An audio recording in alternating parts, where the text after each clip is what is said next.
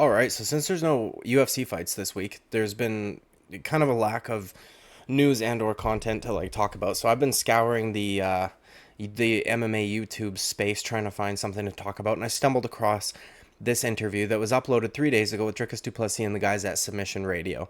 I listened to the interview, and obviously, particularly, I was looking for a certain portion of that interview, which was regarding the statements he had made about the whole Africa thing and how Israel Adesanya responded and all of that. Now, I just want to address off the top, obviously, in the thumbnail, I wrote controversial statements. If you have watched any of my videos on this subject, you will know that I did not find what he said controversial at all.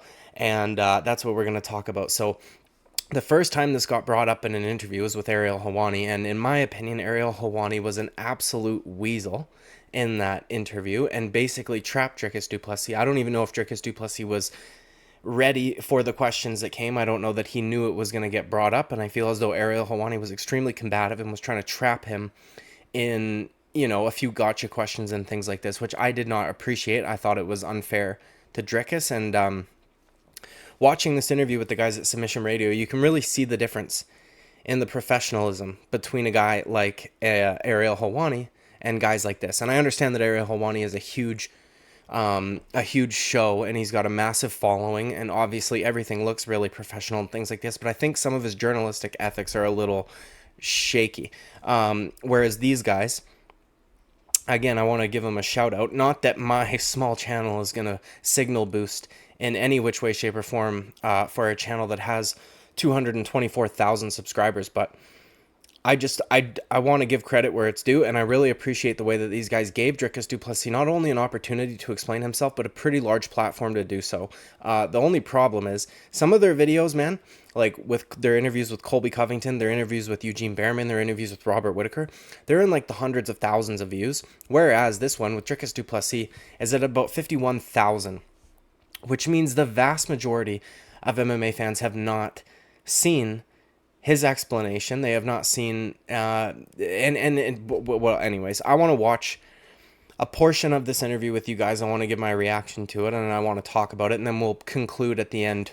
Well, I'll give like a little conclusion at the end, I guess. Before we do, please like and subscribe. I'd greatly appreciate it, dude. I'll thank you in advance. And because I'm Canadian, and please help me out because, dude, my government passed a censorship bill for online bill C11. It is now enacted in law, and ever since then, my Canadian audience has plummeted from about 26% of my viewership to about 9%, okay? And, my wife just the other day got a message sent to her from Instagram, and she's got about 10,000 followers on Instagram, telling her that they would not be showing any of her posts to people who are not followers because of 3 meme posts that had been fact checked. And just to clarify, 2 of those 3 memes were about our wonderful Supreme Leader, Justin Trudeau. Okay, so they definitely are already enacting this stuff. I would greatly appreciate if you could subscribe and help boost my stuff, because I certainly won't be getting any help from the Canadian algorithms here. So let's pull this video up. I've got it right here. I'm just going to turn my volume up a bit so I can make sure that I can hear it. And then we're going to watch this portion of it. It starts right now. Let's watch. Fighting Rob isn't something that many people want to do, and especially on the way to fighting Israel. If you can complete this, a huge thing for your legacy, and what a way to the title shot. Like, how would you describe this rivalry with Israel feud that you've had from your perspective, man? Like, how would you describe this rivalry with Israel you've got kind of going into this title fight if things go to plan? Because I know you said, you wanted to be the first African champion residing in Africa, and it was taken as you being more African than some of the past. See, notice right away, too, Dennis Shukaratov says it was taken as, right? I think that both of these gentlemen here know that what Dricus Du Plessis said was not what everybody said that they said. And I think that if you actually watch the interview that he gave where he said these horrible, controversial statements that everybody freaked out about, it would be pretty hard to come away thinking that that is, in fact, what he said. And I feel that all of the people that are... That was literally... In the videos that I done on Dricus, where By the way, they got a ton of views relative to what a video that I would put out and would normally get. A lot of people's arguments, like 90 fucking percent of them, were, oh, but he said this. He was more African. He shouldn't have said it like this. He should have said it like that. But I can just tell right away that those people did not watch. What they did was, and I proved this yesterday in the Colby Covington video, was they read an article or a headline of an article where a so-called journalist that is supposed to have some form of like moral code and ethics, but that's kind of non-existent these days. They take a sentence that Dricus Du Plessis says, they take out 4 words from that sentence, they break those 4 words up into 2 separate quotes, and then they add their own filler, making it sound completely they make it sound so much worse than what he said, and it's disingenuous to do so. You could take 2 or 4 words or whatever the fuck out of almost any sentence anybody says about anything, and if you add your own filler, you could make it sound pretty fucking bad. And that's what a lot of these journalists did to Dricus Du Plessis. That's what a lot of journalists do to Colby Covington, and it's fucking gross, dude. And Ariel Helwani participated in this. His channel gets a ton of views. A lot of the people that have the narrative that this is what he said is from that fucking interview. Okay, from the Ariel Helwani interview. But anyways, current African champions. But you spoke about how that was never your intention, to mean it like that. I just want to know, like, how do you look back on that moment? Because it probably didn't come across like you intended. And how do you sort of look at this rivalry now with Israel and where you guys are at now? Good question. Okay, first of all, non-combative, explained the scenario, and then is asking him to clarify. They are giving him the opportunity to clarify. And they've noted on multiple times that it was how it was taken. It wasn't how he intended it to sound. It wasn't that he worded things incorrectly, okay? He fucking said what he said, and people took it out of context. People added words to what he said, or they added meaning to what he said, as if they're fucking mind readers. And this is what they came up with. Just to correct you, I never said it wasn't my intention. It wasn't my intention because that's not what I said. It wasn't never my intention. There was no intention involved. It was, look at the facts, what I said. I never said the word more African in my life.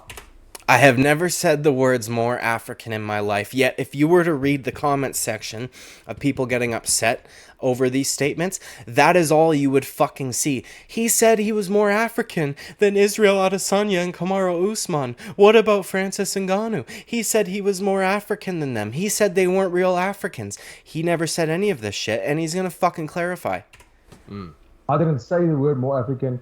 I didn't say they were not African. I don't know what the other narrative that was put up there. I stated facts. Facts. He stated facts. Am the only one in title contention ever to was born in Africa, live in Africa, reside in Same thing twice. Africa, and train here every single day.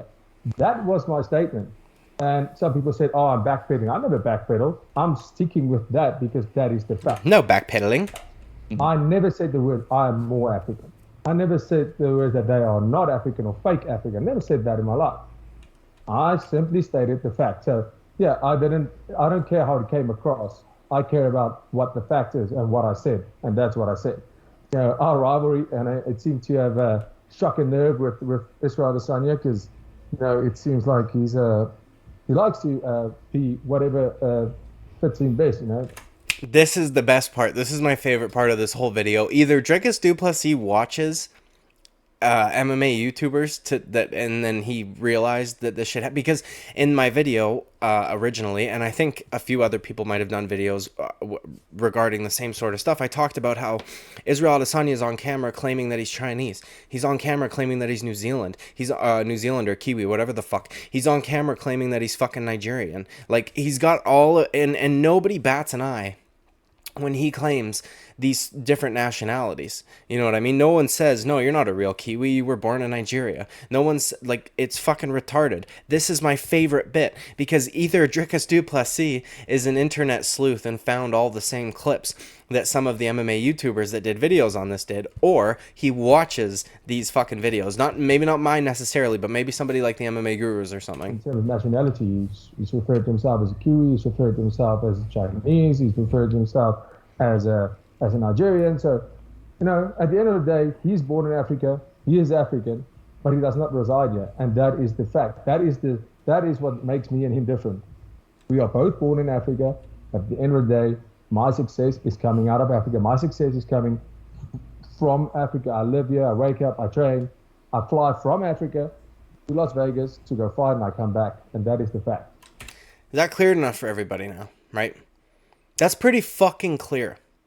He is saying that he wants to be an African champion that was fucking training and had his success from and out of Africa, not somebody who went and moved to New Zealand. And he's not even shitting on them for doing so. He's just saying that he's proud to be the one who could potentially be the first African resides, trains, fucking lives and breathes African air champion. And for those of you who still want to make the argument, first of all, that he's not African, you are dumb fucks.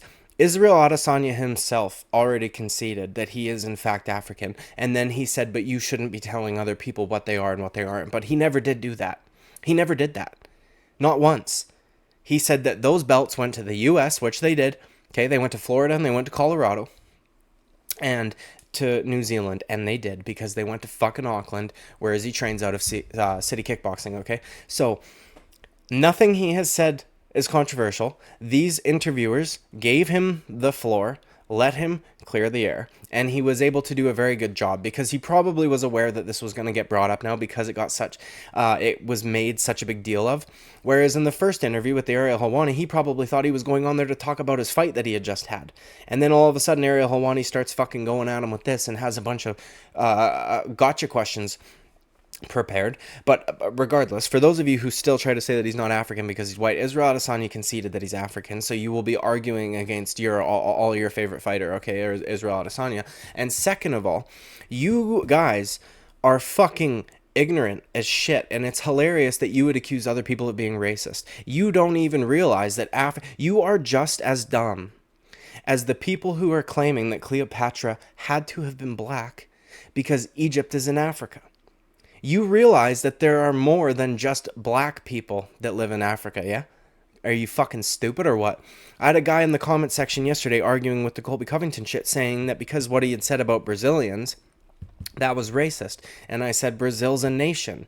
You can't be racist. And then he came back with actually a pretty clever response, but I'm fucking smarter than him, dude. So he said, yeah, but if he were to have said the same thing about Mexico or China, we would all know what he was saying. So why are you pretending that he didn't do it here? And I said, you are correct. If he did say that about China, I would agree with you, because about 90% of the Chinese population is Han Chinese, whereas Brazil's largest population are white people. Okay, it's like 47% or something like that. They are an extremely diverse place, and so is Africa. Okay, I know this is all old shit, and this is kind of drama shit, and I've done a few of those videos lately because there's nothing really to talk. I am working on a few fight film breakdown. I just like to have a good chunk of time carved out in my day to do those, because they are very time consuming. So I thought this would tie everybody over until now, or until then. But dude, seriously, it is so frustrating listening to these people still make these arguments. And seriously, man, let's listen to the end of this. I want you guys to hear how the interviewer responds, because the way that these guys respond compared to an Ariel Helwani is fucking night and day. These guys deserve way more credit. They are a big channel relative to somebody like me, or even MMA Guru, or Jesse on Fire, anybody like that, right? Almost 250,000 subscribers. But compared to a guy like Ariel Helwani, they are not large. And they should be.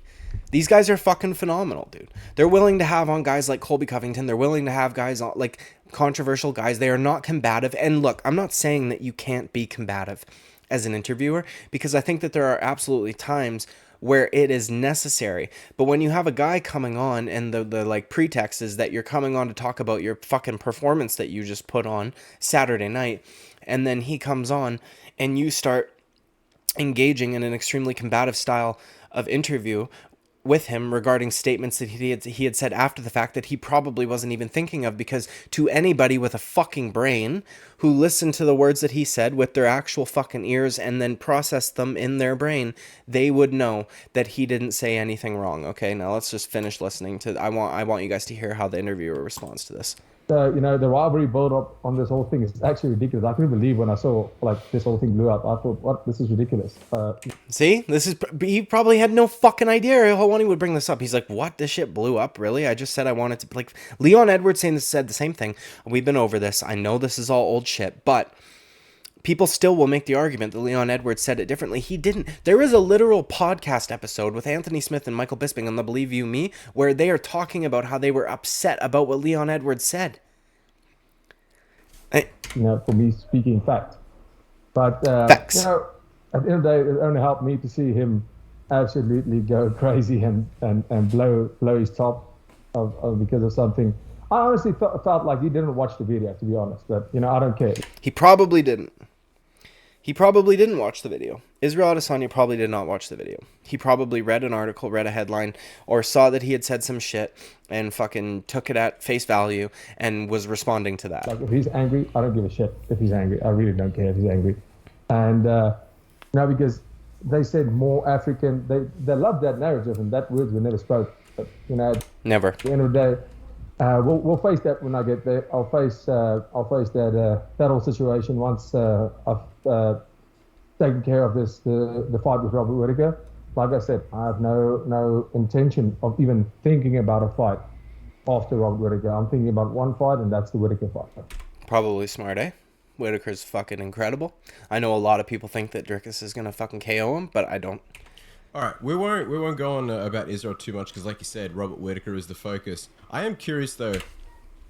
No drama, no combativeness. And I wanted to ask you this, like, I know like there might be like a little bit friction in terms of like Israel maybe not your biggest fan, but before that whole thing happened, did you ever look up to Israel? Did you ever see him as like, hey man, this is a guy that represents Africa well and stuff like that? Because I know you came into the UFC in 2020 and Israel was already the champion, and I know you spoke about how Robert Whittaker is someone that you really looked up to, and I wonder before all this kind of happened, did you see Israel as like, oh hey, that's a guy that's doing a good job, and etc. etc.